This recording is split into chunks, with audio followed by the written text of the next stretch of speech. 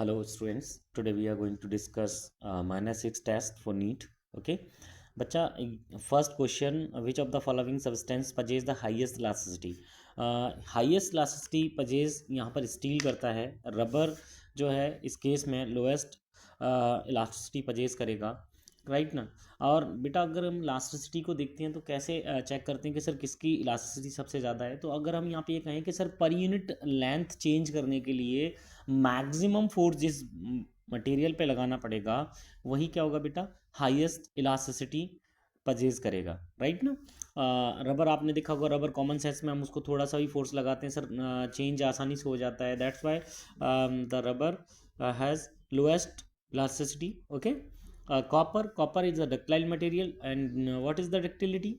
Ductility is the property of material by which to drawn the wires. ऐसा material जिसके wire आसानी से बनाए जा सकते हैं वो डक्टाइल मटेरियल होता है, राइट ना. सो बच्चा कॉपर भी डक्टाइल है. आप लोगों ने देखा होगा सर गोल्ड के भी वायर बनाए जाते हैं, तो गोल्ड हाईएस्ट डक्टाइल मटेरियल है. ओके, ठीक है. सिल्वर के भी हैं. और ब्रिटल मटेरियल क्या होता है sir? Glass is a brittle material. When the external force applied on a brittle material, right ना, they break in the pieces. Okay, जैसे ग्लास है, ठीक है. ओके, नेक्स्ट क्वेश्चन बच्चा. हमारा नेक्स्ट क्वेश्चन है change in the dimension is known as.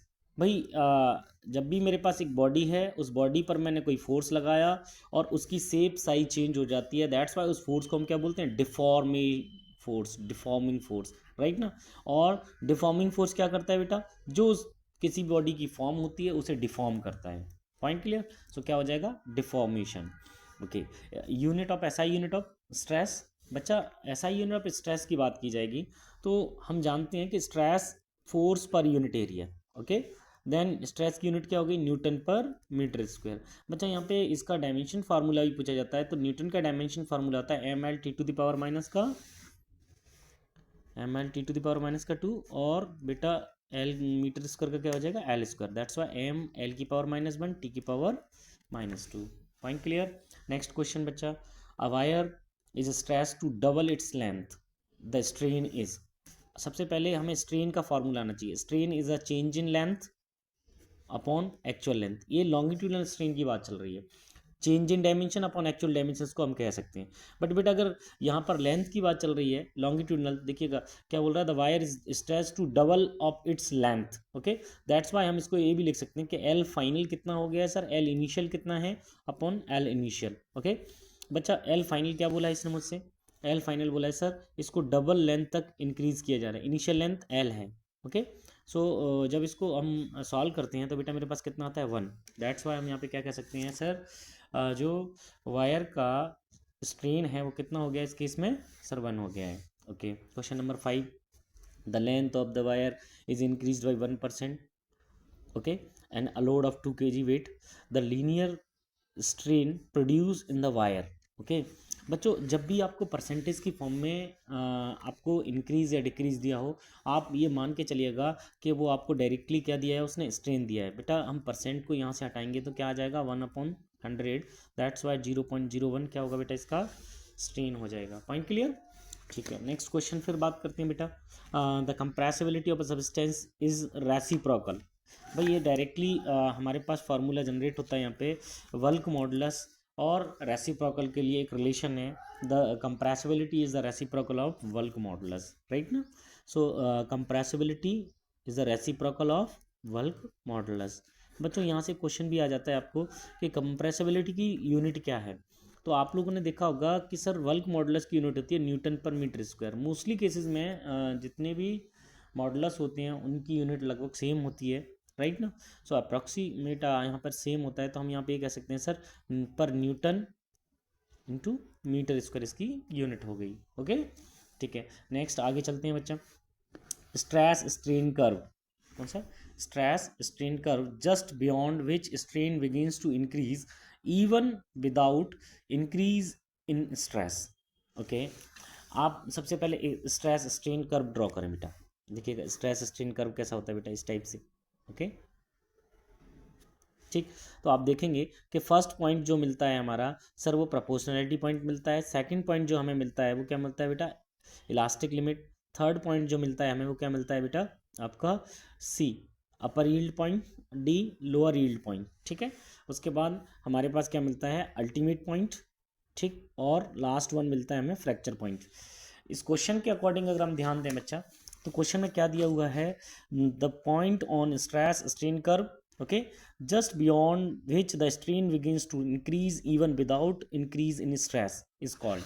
भाई चार ऑप्शन हम देख लेते हैं। सर इलास्टिक पॉइंट, क्या इलास्टिक पॉइंट के बाद ऐसा हो रहा है कि स्ट्रेस इंक्रीज नहीं हो रहा है? सर इलास्टिक पॉइंट के बाद, सर इलास्टिक पॉइंट के बाद या स्ट्रेस तो इंक्रीज हो रहा है, राइट ना।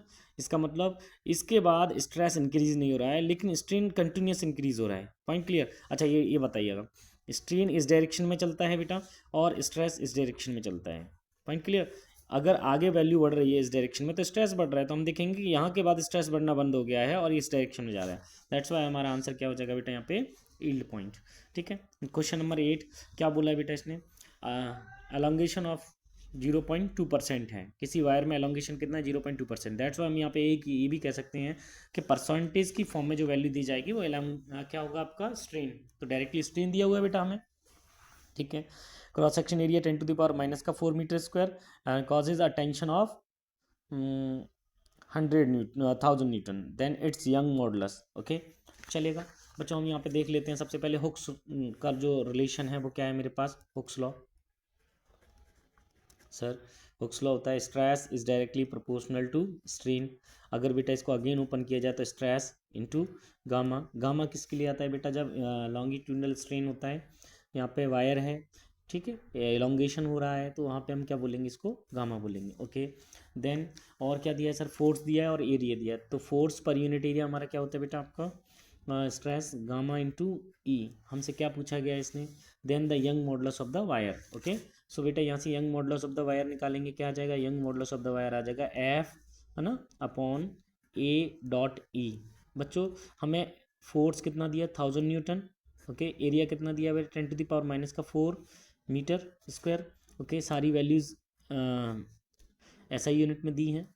स्ट्रेन की वैल्यू 0.2%।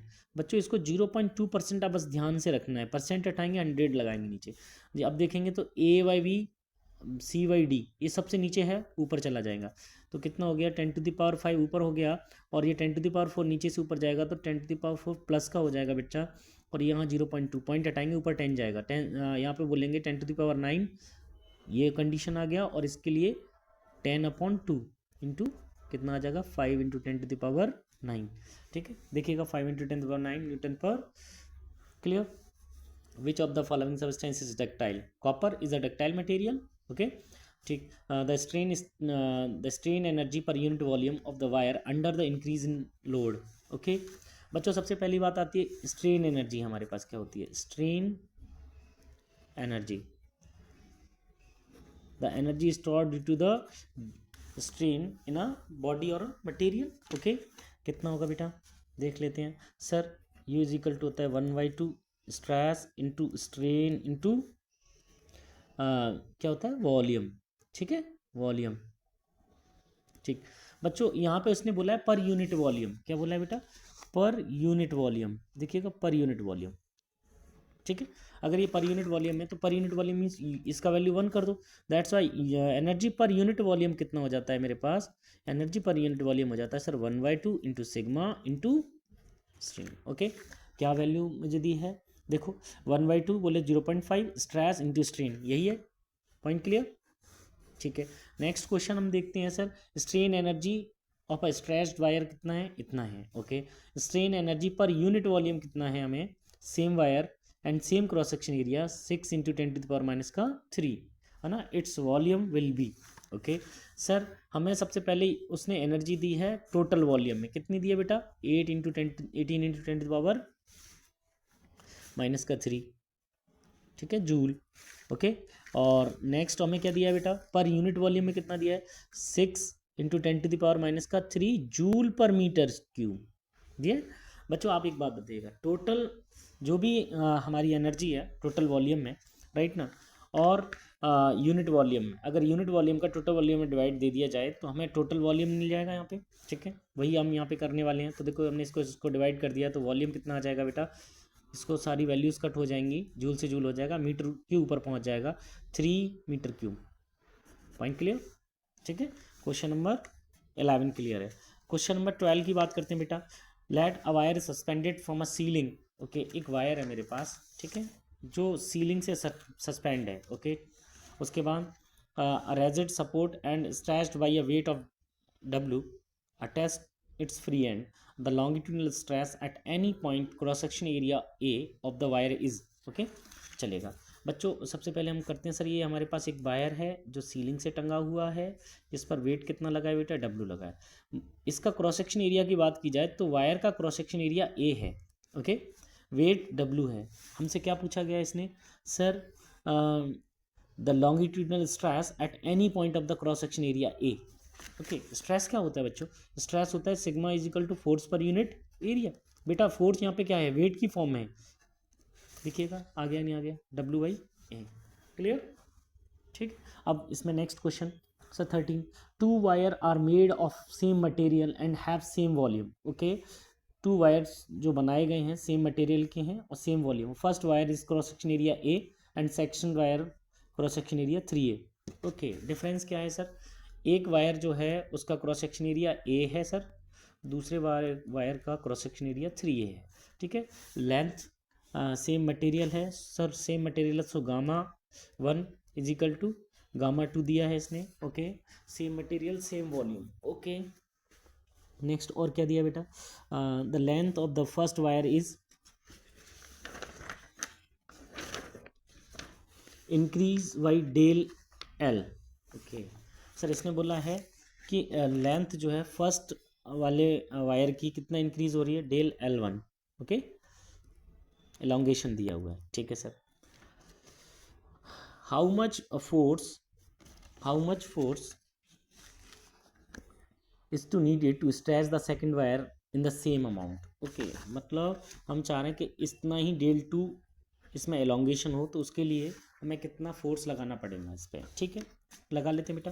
सबसे पहले स्ट्रेस ना स्ट्रेन रिलेशन क्या है हमारे पास sir, force per unit area is equal to gamma into del L upon L. Okay, ठीक है, यहाँ से हमको बोला है उसने कि सर लॉन्गिट्यूड स्ट्रेन जो है, ठीक है, उसमें जो चेंजेस हैं वो सेम है दोनों के, ये कट जाएगा। ठीक है, दूसरा बेटा फोर्स इसने पूछा है, क्रॉस सेक्शन एरिया मुझे दिया हुआ है। ठीक है, लेंथ का रिलेशन मुझे पता नहीं, लेकिन गामा मटेरियल सेम है। ओके, ये तीनों चीज़ें इस टाइप से हैं। तो बेटा जब हम बात करेंगे कंपैरिजन की, तो रेशियो की फॉर्म में जब इस वैल्यू को लेके आएंगे तो F2 upon A2 upon F1 upon A1 is equal to sir, यहाँ पे आ जाएगा जस्ट अपोजिट में चल रहा है ना, L1 अपॉन L2। क्लियर, ठीक है सर। नेक्स्ट और क्या है मेरे पास यहाँ पे सर, मुझसे फोर्सेस के बारे में पूछा है, तो F2 मुझे चाहिए यहाँ पे। ठीक है, ये कहाँ आएगा बेटा, ये जस्ट ऊपर जाना चाहिए। ठीक है, ठीक है, और F1 देखिएगा, ये वाली वैल्यू ऊपर जाएगी, L1 A2 और ये क्या हो जाएगा बेटा, L2 A1। क्लियर, ठीक, चलेगा। अब बताएं L1 A2 कितना है सर, 3A। L2 कितना है बेटा, पता नहीं है, लेकिन ये A1 A। ओके, ठीक है, सॉल्यूशन करते हैं बेटा, इसको सॉल्व करते हैं। देखिएगा, सबसे पहली बात तो है कि L1 और A में कोई रिलेशन मुझे अगर मिल जाए, ठीक है, या L1 और L2 की वैल्यूज़ के बारे में मुझे मालूम हो, तो उसने एक हिंट हमें दी है बेटा। क्या हिंट दी है कि sir both has a same volume, मतलब A1 L1 is equal to A2 L2। Volume क्या होता है sir, cross section area into length. ठीक है, यही दिया है, तो बेटा हमें ये रिलेशन दिया है, नहीं दिया है, तो आप यहाँ ध्यान देंगे कि सर यहाँ पर जो A into L1 is equal to 3A into L2, A से ए को कट कर देंगे, so L1 is equal to 3L2। Okay, so बेटा हम यहाँ पे लिख देंगे L1 is equal to 3L2 into 3A upon L2 into बेटा ए। बेटा ए से ए और L2 से L2 को कट कर देंगे, कितना आ जाएगा 9। और इधर हमारे पास क्या है बच्चा, इधर हमारे पास है F2 इज इक्वल टू आ जाएगा, F1 को क्या लिख देंगे बेटा हम यहाँ पे F, तो कितना आ जाएगा ये 9, F2 is equal to 9F। Clear है बेटा, राइट, ओके।